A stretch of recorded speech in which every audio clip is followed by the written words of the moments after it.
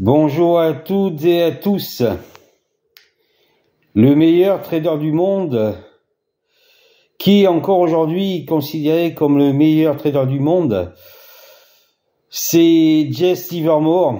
Jesse Livermore qui maintenant est décédé il y a fort longtemps. C'était pendant la Seconde Guerre mondiale. En fait, à l'époque, Jesse Livermore avait commencé en vendant des analyses, puis il était tellement doué qu'il s'est mis à faire du trading.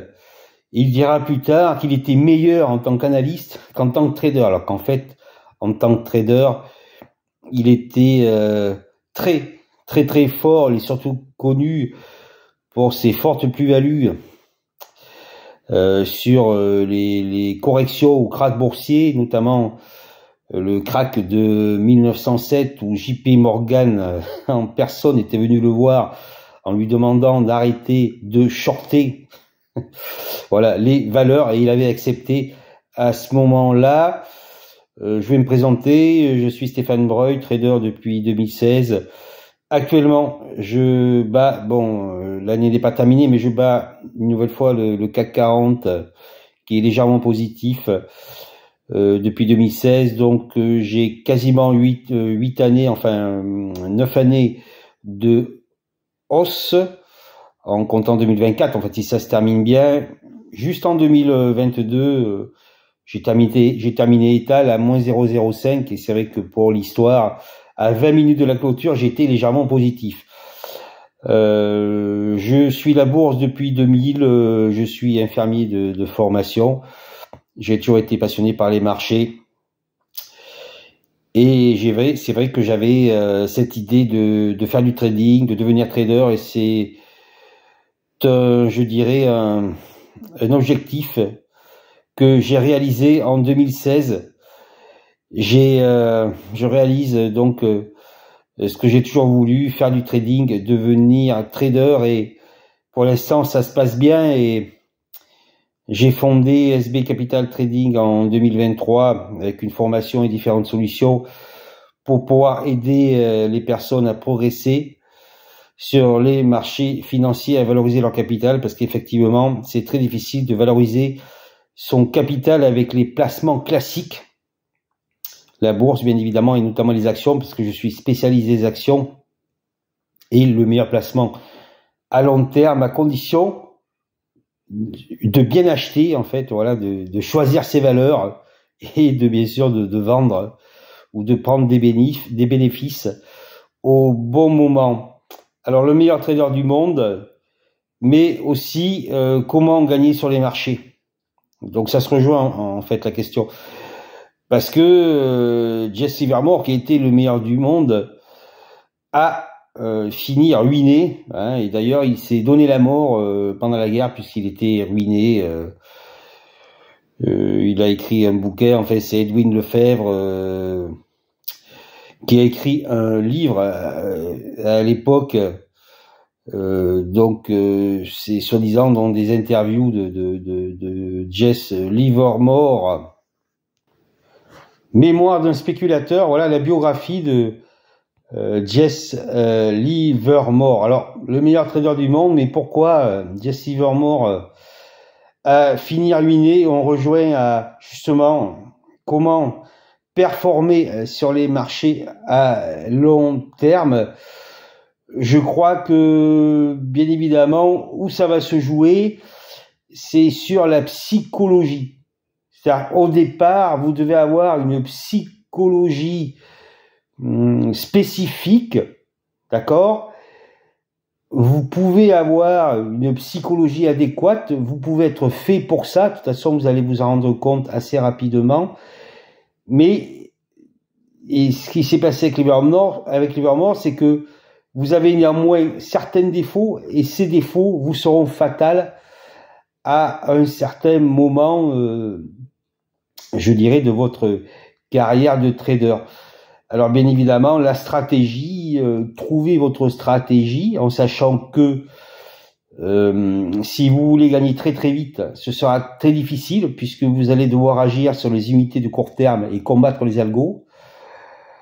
Voilà, et donc il faut trouver justement quelle est votre stratégie. C'est plutôt un visionnaire, de l'air de dire j'investis, ou alors un spéculateur pur, en sachant que spéculateur pur, ce sera quand même très difficile, et il faudra que vous encaissiez, savoir encaisser les coûts, c'est-à-dire que sur la spéculation, vous allez perdre, c'est clair. D'accord? En investissement aussi, mais en spéculant, il faut être prêt à perdre sur les marchés. Voilà, donc ça, c'est déjà une qualité.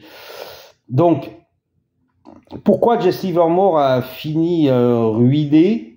Je crois que pour deux raisons, c'est-à-dire l'ego, c'est-à-dire qu'effectivement, l'être humain, et c'est, je dirais, conforme à la nature humaine d'un être humain, c'est-à-dire que si vous êtes fort dans un domaine, si par exemple vous avez du pouvoir, on le dit souvent, au bout d'un moment vous allez prendre la grosse tête, voilà. Ou si vous êtes très médiatique, etc., etc. Il y a plein d'exemples, il n'y a pas que dans la bourse, parce que c'est la nature humaine qui le veut, justement, de dire je suis très fort, etc., etc., etc. Peut-être qu'au départ vous allez le combattre, ou peut-être pas, mais voilà. C'est l'ego en fait de dire, c'est vrai que par exemple, si l'on prend Bill Wang par exemple, voilà, c'est-à-dire que si vous vous trompez que très très très rarement, et tant mieux, vous avez travaillé, vous êtes bon, vous êtes fait pour ça, vous vous trompez très rarement, je sais pas moi, sur 20 trades, vous vous trompez une ou deux fois, et pendant très longtemps, là, au bout d'un moment, vous savez que vous êtes fort. De toute façon, même si vous ne vous laissez pas aller, vous savez que vous êtes fort, et c'est là que c'est très dangereux. Parce que, au bout d'un moment, vous allez peut-être dévier. Stan Weinstein disait, en fait, il faut toujours investir le même montant. Et bien, au bout d'un moment, et j'ai l'exemple de l'ami d'un ami, hein, c'est-à-dire que, au bout d'un moment, au bout de tant d'années, vous êtes très bon, vous réussissez bien, et là, un jour, vous allez dévier de votre stratégie initiale et vous allez mettre le paquet, d'accord? Vous allez mettre le paquet parce que ce jour-là, vous le sentez. C'est ce qu'avait fait Bill Wang avec du levier. Et malheureusement, ce jour-là, eh bien, vous allez avoir tort et vous n'allez pas couper votre position, vous allez insister, etc., etc. Et ce sera la fin. Donc, l'ego, première chose, en fait, de dire ok, très bien, je fais du bon travail, je m'en sors bien, c'est super, c'est génial, mais avoir un contrôle total, c'est-à-dire ne pas avoir la grosse tête et être conscient que vous pouvez vous tromper, et quelles que soient vos années d'expérience sur le marché, c'est-à-dire qu'au bout d'un moment, si vous vous trompez, il faut couper, il faut toujours avoir la même stratégie, si vous voulez, il faut être, je dirais, d'humeur égale tout au long de votre vie de trader. Ça, c'est très important. Contrôle absolu de l'ego, hein, voilà. Sinon, eh bien, effectivement, un jour ou l'autre, ce sera, voilà, eh bien, écoutez, comme Jesse Livermore, je crois que c'était, lui, c'est sur le coton qui s'est ruiné de mémoire. C'est sur une matière première, hein, en fait.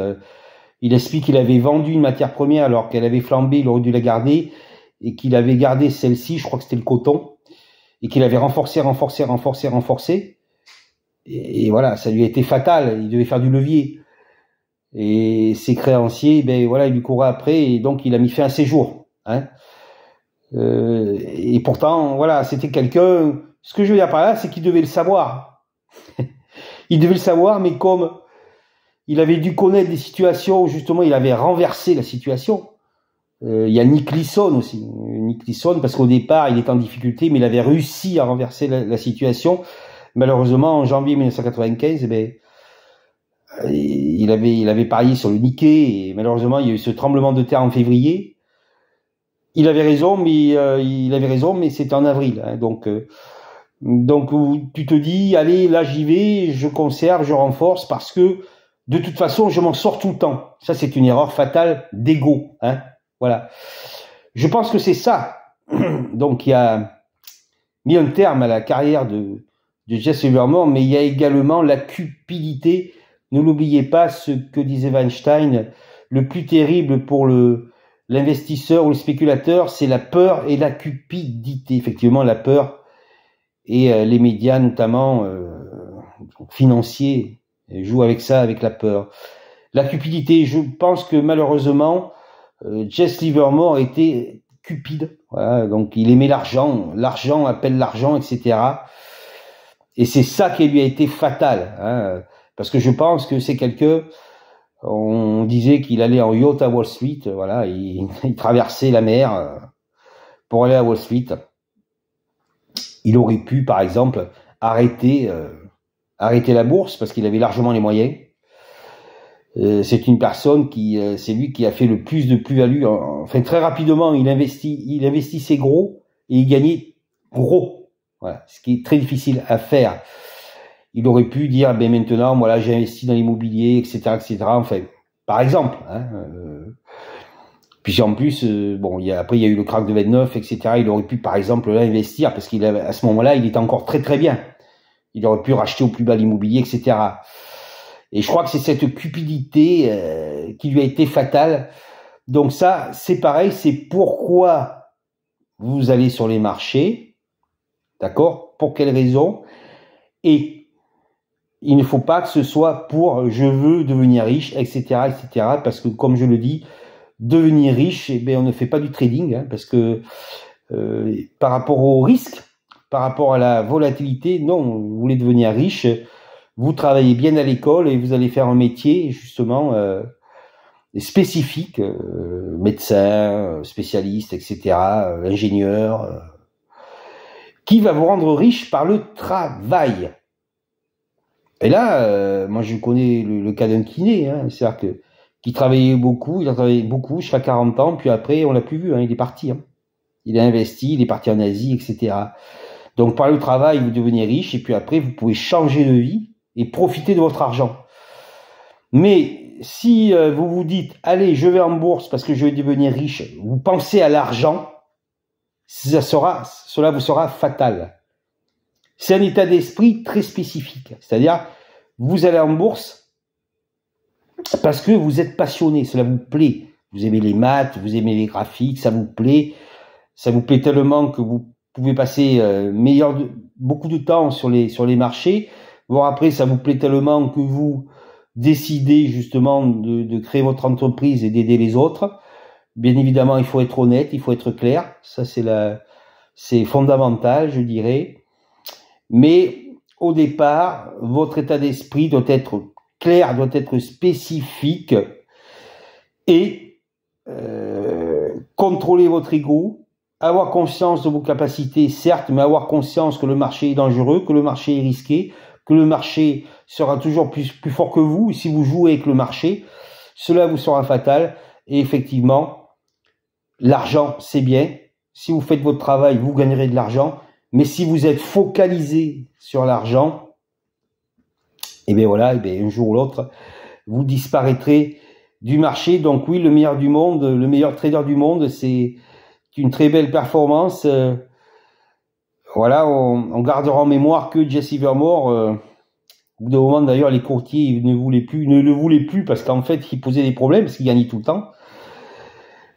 C'est très bien, mais malheureusement, pour ces petits défauts, et ben voilà, ça s'est mal terminé pour lui. Donc voilà, je souhaitais faire cette vidéo donc pour lui rendre hommage et aussi bien sûr faire une mise au point sur les marchés, sur la bourse et insister sur le fait que si vous allez en bourse et si vous voulez prospérer en bourse, voilà, vous laissez votre ego de côté et vous laissez votre désir, votre cupidité d'argent, voilà, de devenir riche, de faire beaucoup d'argent, vous le laissez de côté. Et là, après, vous travaillez. Si c'est difficile, vous prenez un formateur, un coach. Voilà, moi je le fais, par exemple, il y en a d'autres. Après, il faut trouver, bien sûr, une personne qui soit honnête. Ça, c'est beaucoup plus compliqué. Voilà, et ça se passera beaucoup mieux pour vous. Hein. Donc, je tenais à faire le point. J'espère que vous avez apprécié cette vidéo. N'hésitez pas à liker, partager et commenter ce travail. C'est vrai que j'interviens très peu donc sur les réseaux puisque voilà, je me concentre sur ma passion et je me concentre surtout sur mes clients pour leur fournir toujours le meilleur service possible. Et c'est toujours un plaisir de revenir vers vous, justement de vous apporter quelque chose qui pourra vous aider à prospérer sur le marché. Je vous dis à très bientôt pour une nouvelle vidéo.